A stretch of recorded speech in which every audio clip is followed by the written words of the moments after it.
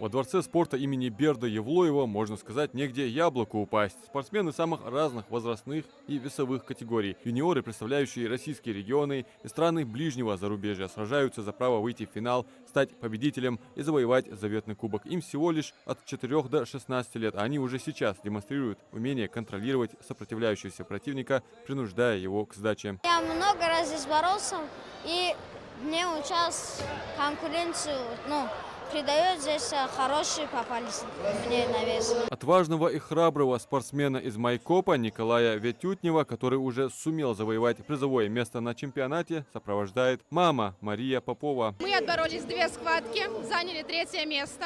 В целом мы очень довольны. Нас ждет борьба без кимоно. Мы ставки делаем большие, на 2-е или 1-е. Белялу Тимукаеву всего 7 лет, юный, но не по годам смышленый и техничный представитель братского балкарского народа успел завоевать золото. 1-е место есть, очень хорошо, понравилось это уже 2-й раз. Хорошо, хорошая регистрация, хорошие соперники. Бразильское джиу-джитсу – боевое искусство, вид спорта, основанный на борьбе в партере с использованием удушающих и болевых приемов. Его главная идея в том, что более слабый человек может победить более сильного, используя технику и рычаги вместо грубой силы. Поэтому оно отлично подходит для самообороны.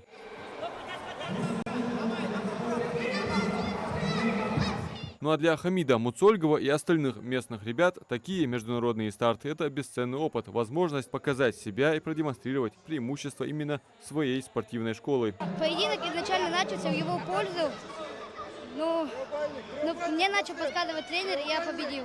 Открытый чемпионат Евразии Лиги ТВВ продлится 2 дня. Во дворце спорта Магаз имени Берда Евлоева собрались более 1300 спортсменов из самых разных регионов России и стран ближнего зарубежья. Сегодня у нас возраст участников 4 лет и до 16 лет.